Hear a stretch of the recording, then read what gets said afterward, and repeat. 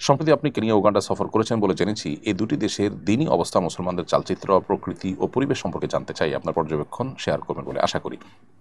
Kenya এবং Uganda আমাদের দাওয়াতি সফর ছিল। বেশ কিছু দিনই প্রোগ্রামে আমরা শরিক হয়েছি। সেই সাথে সে দেশের যে সুন্দর প্রকৃতি প্রতিটা ইঞ্চিতে রয়েছে আল্লাহ তালা রেখেছেন, সেটাও আমরা অবলোকন করার চেষ্টা করেছি, উপভোগ করার চেষ্টা করেছি। কেনিয়াতে আফ্রিকার যে বিশাল জঙ্গল, যেটা 1510 কিলোমিটার জুড়ে, সেই জঙ্গল আমরা অবলোকন করেছি এবং সেই জঙ্গলে আমরা আলহামদুলিল্লাহ লম্বা সময়, দীর্ঘ সময় আমরা থাকার চেষ্টা করেছি, সময় কাটাবার চেষ্টা করেছি। সে দেশের মানুষের যে বিষয়গুলো আমাদেরকে মুগ্ধ করেছে, তার মধ্যে সবচেয়ে গুরুত্বপূর্ণ বিষয় হলো তাদের সরলতা। তারা এতই সরল, তারা এতই সহজ, যে পৃথিবীর অন্য কোনো প্রান্তের মানুষকে এতটা সহজ সরল আমরা দেখিনি। অবশ্য কৃষ্ণাঙ্গরা পৃথিবীর অনেক প্রান্তে তাদেরকে অন্য রূপে মানুষ চিনে। সেটার পিছনে সুদূর প্রসারী প্ল্যান, পরিকল্পনা, ষড়যন্ত্র আছে বলে আমরা মনে করি। আমরা আফ্রিকার যে সমস্ত মানুষগুলোকে দেখার সুযোগ হয়েছে এই সামান্য সময়ের মধ্যে, তাদেরকে দেখে আমাদের সহজ সরল মনে হয়েছে। তারা অল্পতে তুষ্ট থাকেন, অল্প কিছু পেলে তারা খুশি হয়ে যান এবং আল্লাহ তালা তাদেরকে অনেক ক্ষেত্রেই আমাদের চাইতে ভালো রেখেছেন।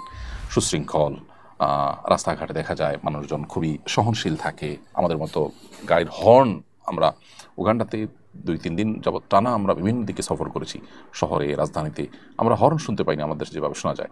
এবং রাজনৈতিক পোস্টারগুলো যেভাবে যেখানে সেখানে সাঁটানো হয় আমাদের দেশে, যেখানে সেখানে সাঁটানোর সিস্টেম নেই, বলে খুব সুন্দর করে একটা বোর্ডের মধ্যে রেখে তারপরে রাস্তার এক পাশে সেটাকে সুন্দরভাবে লাগানো হয়। কারোর ওয়ালে, কারোর বাড়ির দেয়ালে, যেখানে সেখানে রাজনৈতিক আপনার এই যে পোস্টার, তারপরে দেয়াল লিখন, এগুলো করা হয় না সচরাচর। আর অনেক ভালো দিক আছে। আর পরিবেশগত দিকটা হলো যে আমরা আফ্রিকার জঙ্গলে গিয়েছি, সেখানে একেবারে কাছে থেকে সিংহ, জেব্রা ধরে খাচ্ছে, শিহরিত হওয়ার মতো এরকম দৃশ্য দেখবার সুযোগ আমাদের তৈরি হয়েছে। এবং সিংহ এত কাছে থেকে দেখা, এবং অনেকগুলো সিংহ, আমরা একবার বেশ 8টা সিংহ গাড়ি থেকে মাত্র 10-20 হাত দূরে অবস্থান করতে দেখেছি। এবং হাতি থেকে নিয়ে আরও নানা রকমের প্রাণী, আল্লাহর যে বড় সৃষ্টি আছে, জেব্রা, জিরাফ, এই সবগুলো আলহামদুলিল্লাহ অবলোকন করবার সুযোগ আল্লাহ তালা দিয়েছেন।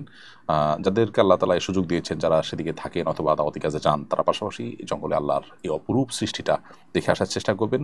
আল্লাহর প্রতি ঈমান বৃদ্ধি হয় এবং সন্তানভাবে শেখার মতো আমাদের অনেক কিছু আছে এই সমস্ত প্রকৃতি এবং পরিবেশ থেকে।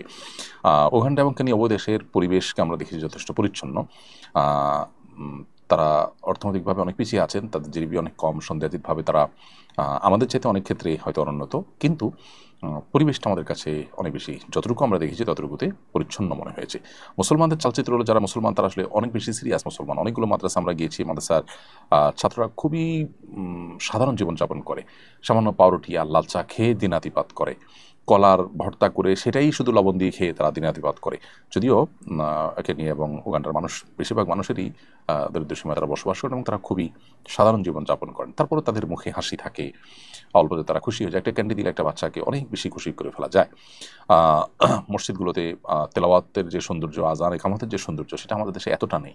মাদ্রাসাগুলোতে বাচ্চাদের আরবি ভাষার মান, তারপরে তেলাওয়াতের বিশুদ্ধতা, হিফজের কোয়ালিটি ইত্যাদিতে তারা অনেক ক্ষেত্রে আমার কাছে মনে হয় যে আমাদের চাইতে এগিয়ে আছে। আল্লাহ রাব্বুল আলামিন আফ্রিকার এই ভূখণ্ডতে যে সমস্ত প্রাকৃতিক সম্পদ আছে, সেগুলোকে লুট করবার জন্য পশ্চিমাদের যে ষড়যন্ত্রগুলো আছে, সেগুলো থেকে এই দেশটাকে হেফাজত করুন, এই দেশের মানুষকে আল্লাহ তাআলা হেফাজত করুন, আমরা সেই দোয়া করি।